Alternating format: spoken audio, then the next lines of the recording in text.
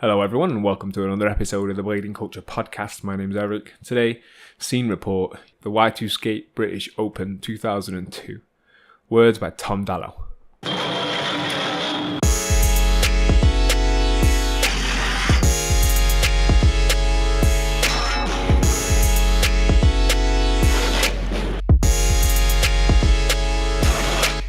I travelled up on the Saturday with Scott Bagdell, Cy Coburn and Harbour. We knew it was going to be a long journey, but in fact it turned out to be a fucking mission. Not to mention it was freezing cold and little did we know the worst was yet to come. Baggy and I cotched out in the back and blazed the whole way from Gloucester to Peterborough, not really affected by anything that was going on elsewhere. When we got to the skate park, the car park was already rammed, so it was obviously going to be a busy weekend with a good turnout. I stepped out of the car and instantly froze. It was so cold there, and to make matters worse, it was actually colder in the park. I was still cold and was already wearing 2 t-shirts, a hoodie and a coat. The owners of the park must have realised it was going to be a cold one as they'd employed a heater in the chill out room. Nice touch, which served to be very popular at various points over the weekend. On entry to the ramp rooms, it seemed that we were the last to get up to Peterborough that day as we instantly recognised so many familiar faces. Treble, Sweeney, Mike Welland, Coxey, Ty Brissett, Ollie Short and Albert representing USD. Baggy, Doc, Chaz, Fraser, Scott Lodge and Jonesy from Solomon, Jay Keeley, Woody, Jenny Logue and Jenna Downing from K2, and Simon Coburn, Julian Coulter, Rich Powell, Craig McLaughlin and Chrissy Forsyth were there representing Y2SK8. TKC wouldn't pay for the Razors team to be there, so rollers like Sam Davis and Wes Thomas couldn't go, but Brian Adams, Leon Humphries, Rob Glanville and Joey Egan were there. The Roasters team were present, making their way up from Southsea under the guiding eye of the team manager Peter Hawkins. Other people included Adam Kohler, Chris Hallam, Steve Glidewell, Keir Lindsay, Conor Manweiler, Chris Doughty, Anthony Mackie, James Aldred, James Davis, Francie and Enty. I could have sworn I saw Dominic Sigona, but then I realised that it was a wannabe, a proper wannabe, with an England t-shirt on his head, one black and one white UFS throne, a long vest with a t-shirt half on, and he was attempting that free-flowing style that Sigona has, and failing. After many greetings had been exchanged, the camera came out to film some park skating for a change.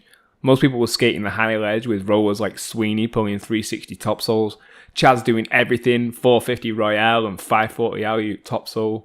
Baggy was sessioning the switch-ups with shit like Sold, True Spin topsoul. Al Jones doing True Spin porn style full cab out. Leon Humphries 360 soul to 360 topsoul. Brian Adams switching into any grind from his famous torque slide. Albert and Brian were having a little competition to see who could grind furthest on the low rail with no run-up.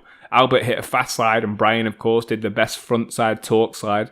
After watching that, I went over to the fun box and watched the jam that was going on there. Cy Coburn was pulling 540s over the whole box, landing on the concrete as Joey Egan, PlayStation Park's own transition maestro, nailed 720 corkscrews with Guy Crawford, effortlessly floating the flattest flat spin 540s. I didn't really see much, well any, of the mini-ramp or vert competitions, but I did hear the action was intense through all of the categories.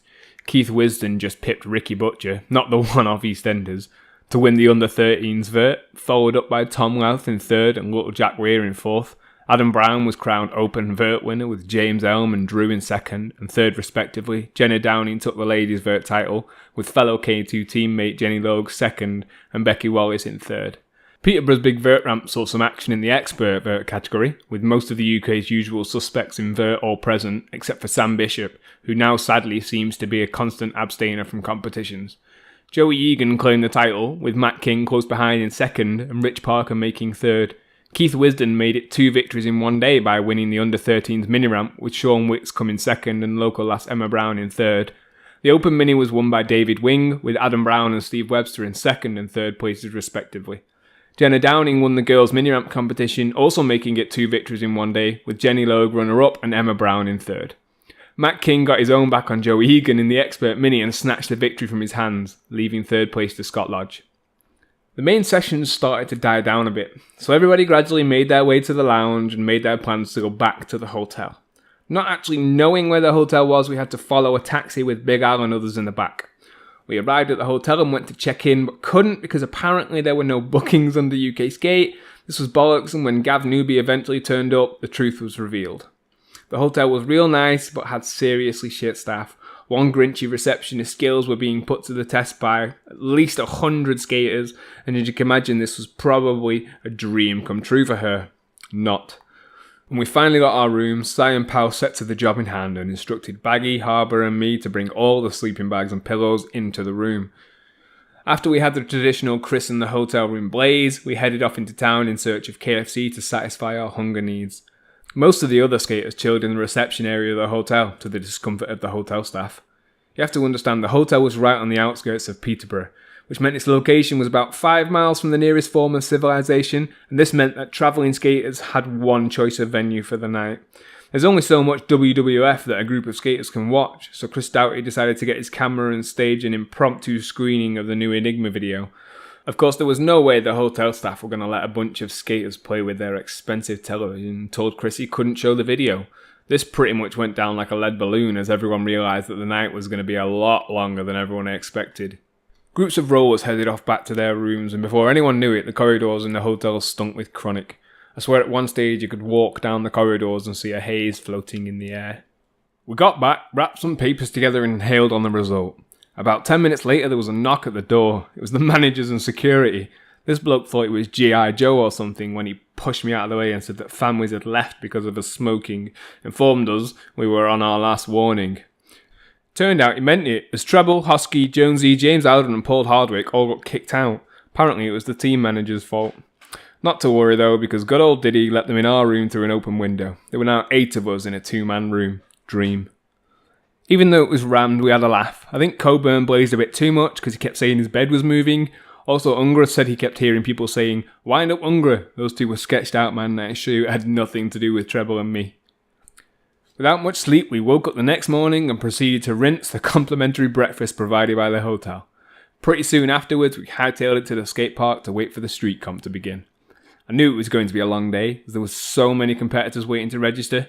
All I was concerned about was seeing the expert categories, so I headed for the warm room to catch 40 winks, but was soon awoken by the soundtrack to Mind Game's latest release, Words. After watching the entirety of that, I thought I ought to go back in and watch the events, considering I was supposed to be there to write about them. The comp started with the usual under-13s category and open street contests, with all the youngsters showing us what they could do. It was sick to see the progression of these people, all of them putting maximum effort into their runs, landing sick grinds, spins and flips. Sadly, I didn't catch any of the names of these people, but I can assure you that there will be some new talent coming through in 2003. After each event was a free skate again, where people mostly session ledge. One trick that stood out to me was Oligom's transfer from the ledge to the ugly square rail thing. That was sick. It was rumoured he also pulled Soul 900 out. In between runs, it was also guaranteed that Chaz would pull something sick on the ledge, just because he can. Next up was the girls event, where all the big names in female street were up against each other. Jenny Logue, Jenny Downing, Sarah Britton, Emma Brown, Liza Wilkinson, Emma Kerr and Becky Wallace. Jenny's run included a big 360 over the box, Soul on the rail and wall ride transfer over the doorway. Jenna's run was awesome, 540 over the box, Royale on the rail and a sick top soul on the wall ride over the doorway. She deserved the win. Becky Wallace should also get a mention for pulling topsoul down the steep box rail. That was sick, and also a huge front flip over the box. Finally, it was time for the expert street. This meant all the best skaters in England, Scotland, Ireland and Wales up against each other. The standard of skating certainly wasn't a letdown. Highlights included Scott Lodge dropping in from the roof into the rolling and pulling a massive misty flip over the box. What was he on? It was crazy. He also busted a flat spin over the doorway.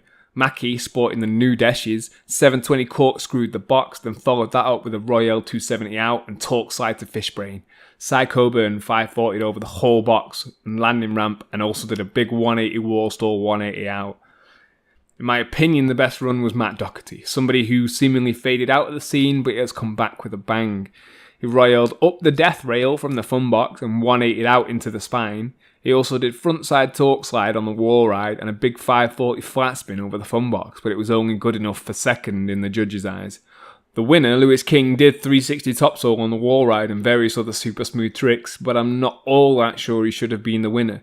Baggy went all tech on the ledge, pulling topsoul 540 out, Savannah to Soyal and Sunny Day to true spin topsoul. Sick. Jake Ealer did a backflip over the box, 720 over the spine and a sick freestyle backslide to true spin top acid on the rail. Matt King pulled a sick cess slide to Soyal on the box rail and tried 360 soul. Pissed. Sean Lockyer did 450 Royale, 450 out, 540 over the box and a 360 soul on the box rail. Al Jones had a good run nailing true spin topside sole on the rail, frontside on the rail and a dive out to the driveway, sick Al. Fraser Watson did a tucked up corkscrew 540 on the box, topside sunny up, across and down the box rail and true spin topside porn star on the ledge. After the street comp there was a little break where everyone did their own thing before the death rail contest. This was insane. It looked to have about a 12-foot drop from the highest point of the rail. Sure, they had mats down, but that wouldn't take all the impact. Apparently the day before Francie had transferred from the death rail to the planter. That is insane. Surprise, surprise, it was Woody who tried the rail first, but didn't quite stick his Royale the whole way down. Matt King was the first person to get down the whole thing, doing frontside down it all. Mackie then Royaled it all, and Ollie Short was trying to stall the top of the box rail, then transfer it onto the death rail. Some random kid was trying to Mizzou on a high unwaxed rail. I don't think so, mate. Baggy had a pop, and after a couple of goes, he got Royale down the length. Half of the way through the Royale, he switched up to topsail, then 360'd out into the fun box. Everyone went mad. Matt King did get the front side to topside Mistral. Woody got some sort of Royale switch up, but the victory was well and truly Baggy's. He also pulled Royale to topside Sunny Day. In conclusion, I thought the British Open at Y2SK8 was a classic event. The skating was absolutely amazing, and the non-skating activities were also crazy. The only downside to it, like at the Warped Cup, was the poor standard of judging. In fact, I don't think the judges did the contest justice. I share the same opinion as many other people who were there that day, that being Doc should have won, but he didn't. I think organisers of big important events like the Warped Cup and British Open should be meticulous in choosing their judges, as the wrong choice can cast serious aspersions over the whole event for the year to come. All that said, I would recommend you travel to Peterborough for next year's event, if not for the high class of judging, then for the skating. Thanks go out to all the sponsors, to Y2SK8 and Lee Horsepool for holding the event and making it all happen over the weekend, and to all the rollers who made the effort to attend.